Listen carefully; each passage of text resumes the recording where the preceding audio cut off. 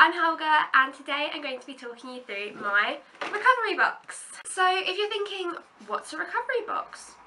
Why do you have it? When do you use it? I'm about to answer all those questions.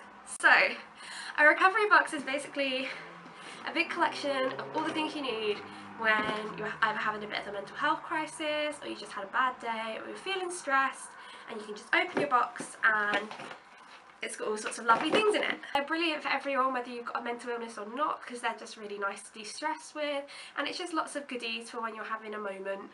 So I thought I'd go through that with you today. So before I get started on the box, I'm just going to give you some key outlines for sort of making your own. Try and include something that interacts with all of your senses. I will go through that in a bit more detail when I go through the box, but it really helps to keep your mind occupied when you've got bad thoughts or stresses occupying, if you can ground yourself by using your senses. And also just put nice things in there, things that you enjoy, things that make you happy. Okay, so let's get cracking. So the first thing is, this is in a lovely Lush box, but it's absolutely overflowing, so I need to get a bigger box for it. But I will take you through what's in here. So the first thing I see when I open this box is actually this, I'm going to cover it, little index card with some phone numbers on it. So I've got phone numbers for places like the Samaritans and emergency services, as well as just numbers for my friends. So people I can talk to if I'm just either like a bit stressed out or if I'm having a real crisis. And then on the back I've got some nice things that make me really happy and things that make me smile. So I've just written down things like, you know, picnics and the beach and music and sunshine, and just little reminders that there are good things in life. So yeah, that's the first thing. The next thing I come across is a little note from a friend. I am a little bit obsessed with collecting notes. Whenever you give me a little doodle in class or just like a little birthday card, I keep all of them. I have birthday cards dating back to like my 7th birthday. It's a bit ridiculous. But yeah, I just like to keep a few of these in the box to remind me that I have people who care about me and just to put a smile on my face. Next thing is a little sachet of hot chocolate. Again, with the senses, taste, brilliant. If you don't like hot chocolate, that's fine, but I just find it really, really like calming and warming and just relaxing after a long day. If you like herbal tea, feel free to put a cute little tea bag in there, or any just like little snack or whatever you want just to make you happy. Next thing is a little hand warmer, and he looks like a panda, which is very cute. This is a sensory thing, again it's nice, and it's a bit like a tiny hug for your hands, so that's just a little cute thing. I have a CD.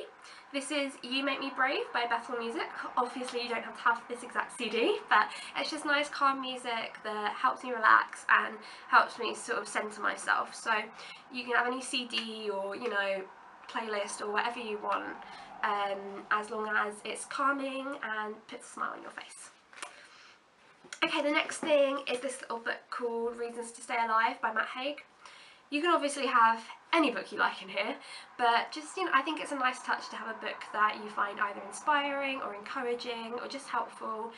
This one's nice just to flick through. It's got little lists in it of, you know, reasons to stay alive. So that's just a nice little touch. It's hand cream, which I absolutely love. It's vanilla and pistachio and it smells absolutely gorgeous. And the great thing about this is when you're feeling really anxious or really stressed out, you sort of have a little hand movement going on, and it's really nice to just like use that to just sort of moisturise and just relax and pamper yourself. And also a lot of people who struggle with self-harm find moisturising the areas they would normally self-harm to be quite a useful sort of tool, because it's like pampering yourself instead of hurting yourself. So that's a nice idea for that. And also it keeps your hands busy. So if you do struggle with something like self-harm or maybe bulimia, if you're doing something with your hands, you're not going to be worrying about other things you could be doing with your hands, if that makes sense. I have these little bath fizzers. These are really cute. I love baths. They're so calming, so relaxing. And also they just take up time. Like if you're having a bad evening, you can spend an hour in the bath, and that's time that you're not going to be doing anything destructive. So they're really handy. Okay, the next two things go together. So I have nail files and a little pot of nail varnish. I am not a manicure person. I am an artist, so I'm constantly working with plaster and clay and pieces of wood, and it's just not practical for me to have like beautiful nails. So but I do actually find it quite calming just to paint my nails. It's quite relaxing, so I find myself painting them and immediately washing them back off again because I just can't stand having nail varnish on my nails. Next up, I've got a little New Testament and Psalms. This again is a totally personal choice. You obviously do not have to have this if you don't like it.